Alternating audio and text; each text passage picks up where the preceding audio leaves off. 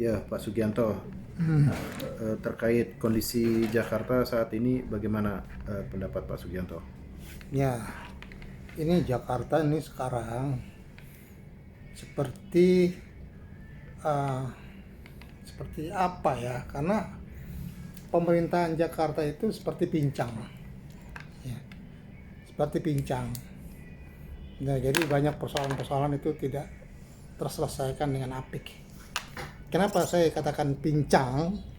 Karena sesungguhnya pemerintahan DKI Jakarta itu adalah gubernur bersama-sama dengan DPRD.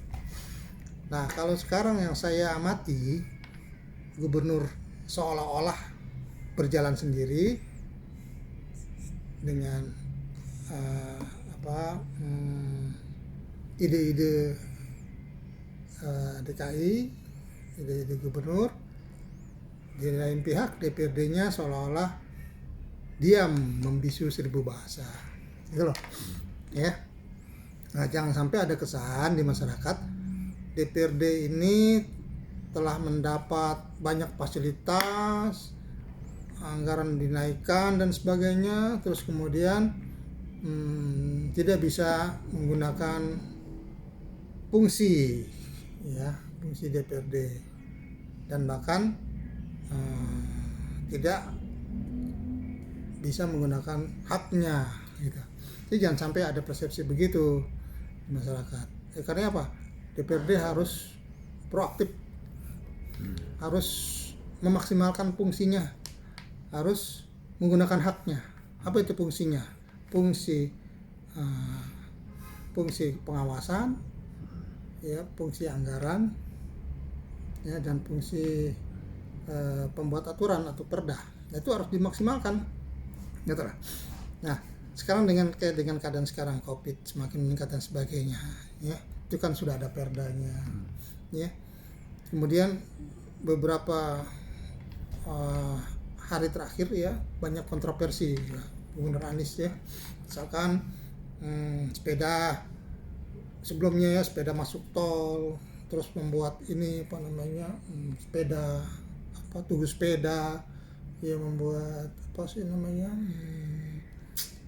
peti mati dan sebagainya. Banyak yang kontroversi ya. Terakhir tentang asbak sepeda, ya. Nah, ini DPRD juga harus bersikap, gitu loh. Kemudian banyak persoalan yang lain, ya, misalkan COVID menggila, ya, pada hari Sabtu itu hampir 4.000 sekian, bukan hampir 4.000. Kemudian minggunya itu 5.000 sekian. Nah, ini DPRD harus bisa memaksimalkan fungsi kontrolnya. Kenapa begini, gitu loh? Kenapa seperti ini, gitu. Nah, kalau bila perlu dipanggil Gubernur Anies, dipanggil. Apa saja yang sudah dilakukan Gubernur Anies, ya. Nah, sedangkan APBD Jakarta kan melimpah nih, walaupun juga mengalami persoalan, tapi tetap dianggarkan puluhan triliun, ya, 70 atau berapa triliun itu, ya. Kemudian Jakarta juga banyak mendapat bantuan pusat, ya, PEN, ya. Nah, ini kan harus dikontrol oleh DPRD, gitu. Nah, juga termasuk persoalan-persoalan yang tertunda, ya, misalkan Formula E. Formula E ini besar kemungkinan tidak bisa terlaksana tahun 2022. Sedangkan tahun 2022 itu adalah masa akhir jabatan Gubernur Anies Baswedan, karena dia tidak ada pilkada di Jakarta. Ini DPRD harus aktif, harus ada panggil gubernur. Ini bagaimana Formula E ini, gitu loh. Jangan bertaruh dengan keberuntungan bahwa di tahun 2022 akan terlaksana. Jangan, nanti beresiko, karena kalau itu tidak terlaksana di tahun 2022, kemudian Gubernur Anies menunda lagi, kiamat ini. Kenapa? Siapa yang mau melaksanakan itu? Pejabat gubernur. Dia nggak mau ambil resiko. Nah, dana yang sudah dikeluarkan itu menurut hasil audit BPK itu hampir 900 miliar sekian, ya.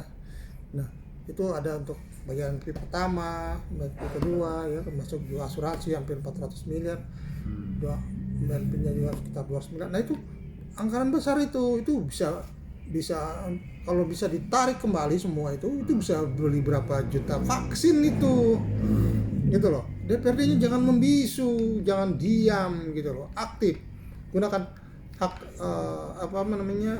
fungsi kontrolnya, ya kan, fungsi kontrol, panggil dinas kesehatan, panggil gubernur Anies, ya sekali-sekali gunakan hak interpelasi, kenapa enggak? Hak interpelasi itu kan hak dewan ya untuk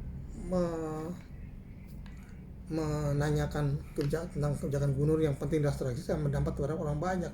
Ya, misalnya Formula E ini penting dan strategis karena dengan ada dana di sana mengendap itu udah hampir berapa tahun itu 99. Kalau ditaruh di bank berapa itu bunganya itu? Nah, DPRD bisa melakukan manggil gubernur mempertanyakan ini mau diperpanjang, mau dibatalkan apa terus ditunda sampai kapan? Tahun 2002 pastinya seperti apa? Gitu. Nah banyak hal lain ya, misalnya DP rumah 0%, ini bagaimana cerita DP rumah 0% gitu ya. Kemudian, nah ini mau masuk musim banjir lagi, sudah banjir. Ini bagaimana tentang banjir ini? Apakah mau melaksanakan program yang lama, misalkan program sipil itu, ya, atau tetap dengan gagasan Anies, Gubernur Anies, ya apa itu namanya biopori, kemudian apa sih namanya sungai yang alami itu, ya. Ya, DPRD harus bersikap, nggak bisa. Jakarta ini banyak persoalan nih. Ya, terakhir BPK memberikan audit ya 4 kali berturut-turut ya kalau nggak salah itu 4 kali atau 3 kali, 4 kali mungkin ya. WTP bangga semua WTP ya. Padahal ya ini harus dipertanyakan kepada BPK. DPRD harus mempertanyakan ke BPK, berani nggak? Kenapa? Loh, kok bisa WTP gitu loh? Kalau dilihat hasil audit, sebenarnya kita warga Jakarta kita senang Jakarta WTP, kita bersyukur, terima kasih, bagus. Tapi juga tidak boleh melupakan kasus-kasus yang ditemukan oleh BPK sendiri. Coba lihat hasil audit BPK 5-10 tahun ke belakang, ya kan? BPK menemukan kasus Taman BMW, ya kan? Itu ada hasil audit BPK 2013 atau 2014, ada bener bunyinya ada, tapi tiba-tiba dibangun. JIS ya dengan bangganya. Loh, apa hasil audit BPK itu sudah dijalankan secara maksimal? Ya. Ada itu, coba dibuka hasil audit BPK tentang Taman BMW. Kemudian sumber waras. Ya. Itu hampir 755 miliar itu duit APBD. Sekarang itu mau masuk apa? Masuk aset. Dicatat di mana? Sudah dibatalkan belum dibatalkan? Pembelian dan sekarang hampir 600 miliar. Itu kemana duitnya itu? Kemudian masuk catatan apa itu di Jakarta? Masuk ke aset, belum masuk ke aset atau dicatat apa? Nah, itu dipertanyakan BPK ini. DPRD harus berani. Itu kemudian ya ada kasus yang lama itu ya pembangunan Mangga 2 ya. Itu dengan PT apa ya namanya? PTDP ya. Itu hasil audit bunyi itu. Ada tanah yang harus diserahkan ya. Pengganti kuburan yang siap pakai kurang lebih bisa hampir 68 hektar atau 70 hektar itu pengganti kuburan Mangga 2 dulunya kuburan itu. Hasil dan sekarang tanahnya itu masih berupa rawa, masih berupa empang. Nah itu kok nggak dicatat sama BPK? Ini sudah ditindaklanjuti belum? Gitu loh. Kok bisa WTP? Itu masuk aset mana itu? Kalau nanti dibongkar semua ya, saya lengkap hasil audit BPK, saya lengkap ya dari mulai tahun berapa saya lengkap. Nanti saya coba bikin surat ya ke BPK untuk mempertanyakan kok bisa Jakarta bisa WTP. Sedangkan kasus-kasus ini, nah kasus mikrosel juga ya, hasil audit BPK menemukan itu.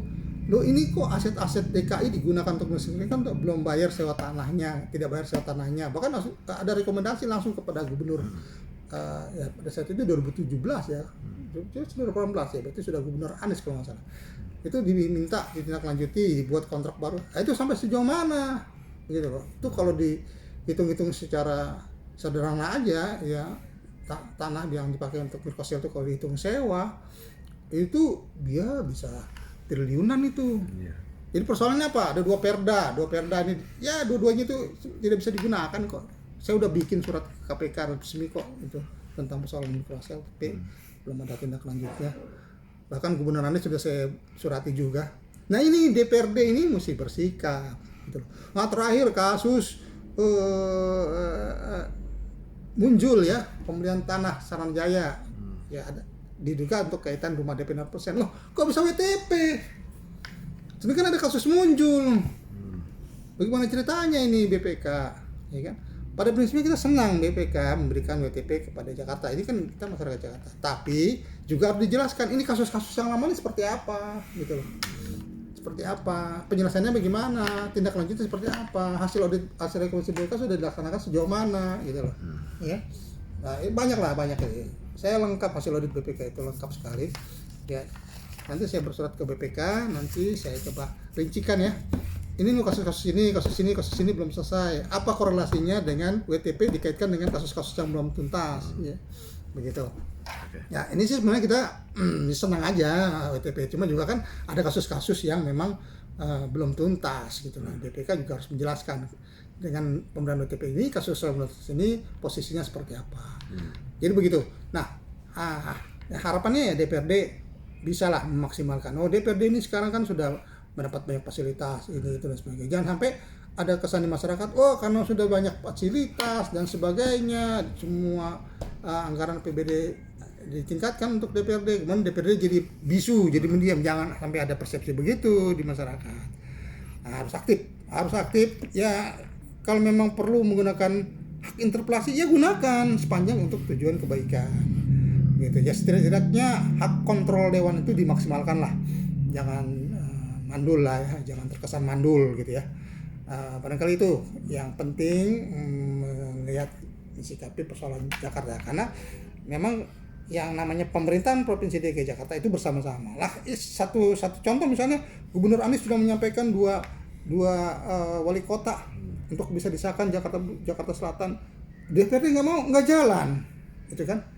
Loh, ini ada apa ini? Ada masalah apa antara gubernur dengan DPRD? Jadi kan masyarakat yang jadi korban. Ini gubernur PLT sekarang, wali kota PLT sampai sekarang.